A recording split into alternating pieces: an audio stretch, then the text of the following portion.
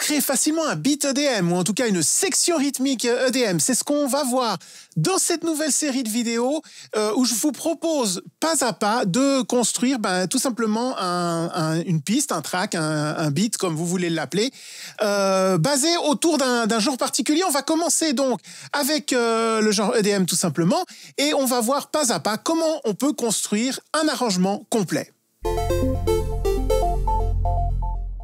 Amis musiciens, bonjour et bienvenue, Thierry de ProduireSaMusique.com. Je vous aide à créer du son pro dans le home studio, et pour ce faire, j'ai écrit un guide totalement gratuit que vous pouvez trouver en description avec le lien ci-dessous, qui vous aidera à prendre les bonnes bases pour vous aussi créer du son pro dans le home studio. Et aujourd'hui, en parlant de son pro, on va voir comment créer facilement un beat pro de type EDM. Et on va tout de suite démarrer en partant dans Cubase. Alors, j'ai utilisé Cubase aujourd'hui, comme je le fais souvent dans mes tutos.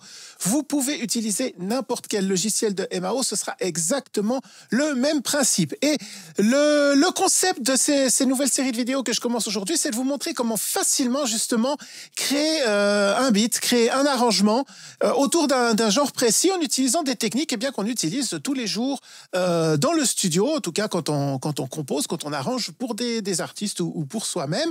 Et on va voir ça, c'est toujours de façon très simple, vraiment avec les outils que vous avez dans votre logiciel de MAO et avec des choses très, très basiques au niveau des samples et des sons, etc., de façon à ce que tout le monde vraiment puisse refaire la même chose. Et aujourd'hui, on va commencer donc avec les 3 premiers éléments que je considère comme les fondations de notre rythmique, c'est-à-dire le kick, le hi-hat et notre snare. Alors, pour ce faire, j'ai choisi 3 samples, vraiment là aussi tout simples, que vous pouvez trouver moi j'utilise pas mal Splice, mais vous pouvez trouver sur n'importe quel pack de samples ce type de son. On va écouter ce que ça fait. Je les ai tout d'abord posés de façon vraiment très très traditionnelle, vraiment sur toutes les temps pour le kick, sur les contretemps pour le hi-hat et sur le 2 et le 4 pour le snare. Vous allez simplement écouter ce que ça donne sans rien de plus.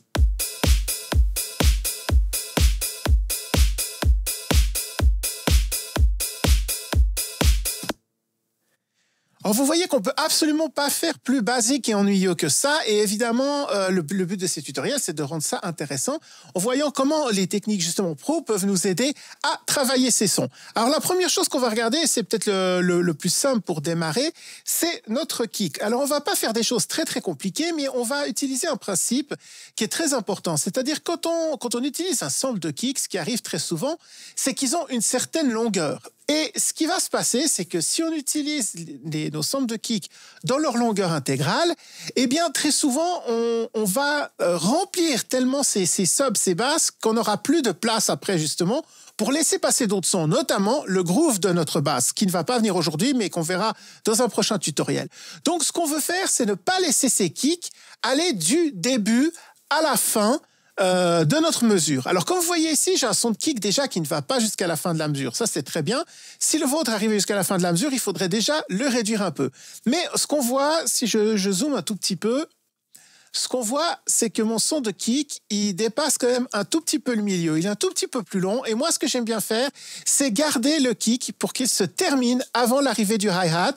Et en même temps, ça permettra à la basse, justement, de se faire entendre sur le contretemps. Puisqu'ici, à chaque fois, on est sur le temps et on a après le contretemps. Donc, ce que je commence par faire à ce niveau-là, une fois que j'ai fait ma boucle de kick, ce que j'aime faire, c'est tout simplement sélectionner et réduire mon kick de façon à ce qu'il se termine sur le contretemps, c'est-à-dire au moment où notre hi-hat va arriver. Et pour que ça se termine proprement, ce que je fais, c'est un tout petit fade-out. Ça va à peine s'entendre, mais ça évite d'avoir des sons parasites, des pops, au cas où on coupe mal cette fréquence, donc ça fait un tout petit peu plus propre. Et donc ensuite, quand on a régler donc la longueur de notre kick, quand on a fait ce petit fade-out, on va pouvoir maintenant s'attaquer à ce qui vient sur le contretemps, c'est-à-dire à notre hi-hat. Alors là aussi, j'ai pris un son vraiment tout simple de hi-hat, et ici, on va par contre travailler un petit peu plus pour que ce soit moins ennuyeux. Ce que je vais faire, c'est que je vais effacer ceux que j'avais mis en place, et je vais ici ouvrir mon éditeur audio.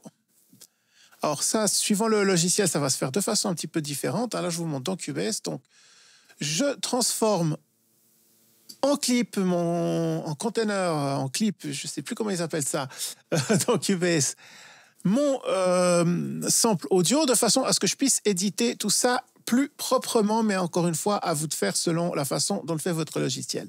La première chose qu'on voit ici, c'est qu'il dépasse un tout petit peu sur le son suivant. Là, la même chose, pour bien laisser de la place à tout le monde et bien avoir un groove propre, je vais le raccourcir, vous voyez, de façon à ce qu'il vienne se terminer exactement avant la mesure suivante. Là aussi, je fais un tout petit fade-out et je vais donc copier-coller sur le contretemps. Donc, à chaque fois, on aura kick-hat, kick-hat, kick-hat. Ça, c'est la base. Mais si on fait ça, on a toujours un son qui est un petit peu ennuyeux. C'est le fameux boom-tch, boom-tch. Et c'est le classique, mais ça manque de groove, ça manque d'intérêt. Alors, vous pouvez le faire de façon très simple en rajoutant d'autres instruments, d'autres percussions. On va voir ça par la suite. Mais une chose que vous pouvez déjà faire au niveau du hi-hat, c'est rendre un hi-hat un tout petit peu plus intéressant. Comment est-ce qu'on peut faire ça? C'est tout à fait simple. On va le faire ici directement. On va copier-coller notre hi-hat et on voit là, on est sur le kick. Mais ce qu'on va faire, c'est qu'on ne va pas laisser le hi-hat tel quel parce que sinon, on aura toujours ce son de hi-hat très robotique qui va venir. Nous, ce qu'on veut faire, c'est un son qui n'est pas forcément très robotique. Et ce qu'on va commencer par faire, c'est le raccourcir pour donner un effet, en fait, plutôt que... Parce qu'ici, on a un hi-hat open, qui avec un long sustain, vous voyez. Ce qu'on veut faire plutôt, c'est avoir un son beaucoup plus court, beaucoup plus sec. Et on va même, ici, trimer notre audio de façon à bien arriver sur le début du hi-hat, d'avoir quelque chose vraiment de très brutal. On va faire donc notre petit fade-out ici pour vraiment pas avoir un hi-hat très long. Alors moi, je modifie encore, vous voyez, pour le faire vraiment quelque chose qui va vraiment couper notre son de hi-hat. Ensuite, je le place sur la 1, sur la 2, et je vais également baisser le volume pour pas qu'il soit à plein volume. Et je peux ainsi copier sur toute la boucle. Ce qu'on va faire, c'est avant de faire toute la boucle, on va écouter ce que ça donne. Voilà.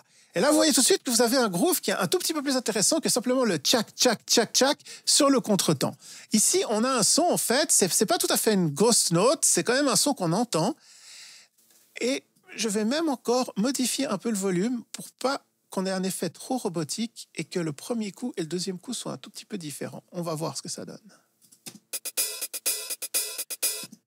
Voilà, là, c'est pas mal du tout. Et si je suis content de mon hi-hat, ce que je fais tout simplement après, c'est que je copie ma boucle sur le reste donc, de ce que j'avais préparé avec mon kick.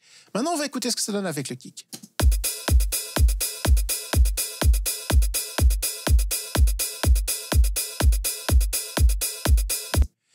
Vous voyez qu'on a déjà un son qui est même plus intéressant que le simple boom tchic boom tchic boom tchic qu'on avait au début. Et ça, c'est vraiment très très simple. Vous pouvez le réaliser. Vous voyez, tout simplement avec le même sample et simplement en copiant, collant et ensuite en raccourcissant le sample. Alors pour qu'on n'ait pas ce sustain qui reste systématiquement, on veut un son beaucoup plus court. Et puis après, vous pouvez simplement régler le volume pour avoir un son qui est moins robotique, un son qui est un peu plus naturel, comme si c'était quelqu'un qui jouait vraiment et qui ne va pas jouer deux fois exactement le même coup, la même attaque. Et on va rester assez simple quand même sur notre loop de hi-hat, parce que dans ce type de musique, ça reste quand même, ça doit être du groove, ça doit se répéter. Mais de cette façon-là, on arrive à donner quelque chose d'un petit peu plus original. Et il reste donc maintenant notre son de snare qu'on a ici.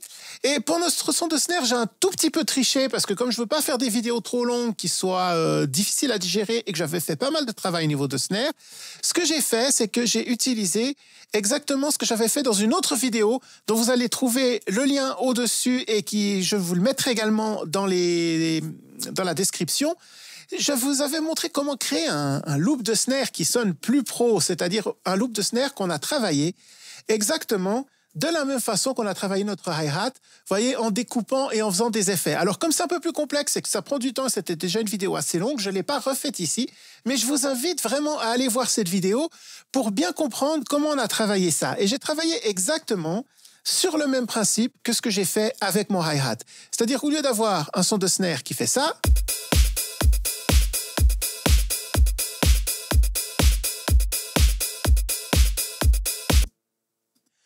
maintenant un son de snare beaucoup plus complexe.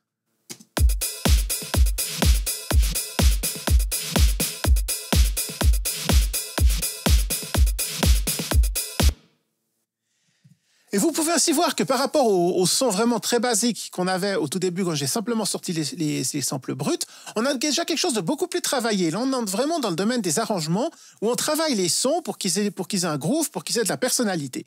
Et c'est vraiment ce qu'on va voir ensemble. Alors là, on a vu le kick. Hein, tout simplement, le kick, on va pas trop compliquer parce que ça reste du four on the floor, hein, comme on dit. On va jouer tout simplement tous les temps avec notre kick. Et on veut quelque chose de simple, mais comme on l'a vu, on va le couper de façon à laisser la place ici sur le contretemps, non seulement pour le hi-hat, mais aussi pour la basse qui arrivera dans un prochain tutoriel. Et puis notre hi-hat, donc on a fait aussi quelque chose d'assez simple, mais on a rajouté ce groove, on a rajouté ces effets en fait, comme si je jouais le hi-hat fermé, puis le hi-hat ouvert, mais simplement en utilisant un seul sample, qui est notre sample de hi-hat ouvert, donc en l'éditant et en faisant ce groove-là. Et puis notre son de snare, même principe que pour le hi-hat. Hein. Ici, tous les sons, c'est un seul sample de snare, mais que j'ai travaillé, que j'ai découpé, j'ai fait des reverses. Encore une fois, allez voir la vidéo. C'est une vidéo entière qui est dédiée juste au snare.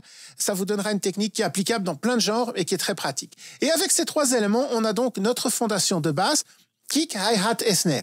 Dans une prochaine vidéo, on va voir encore comment on peut utiliser clap et cymbales pour donner beaucoup plus d'impact avec des percussions, avec des toms, etc. pour vraiment donner le groove.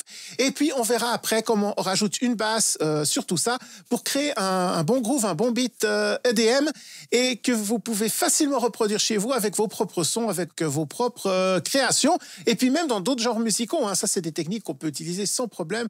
Par exemple en pop, la technique du hi-hat, on peut le réutiliser sans problème.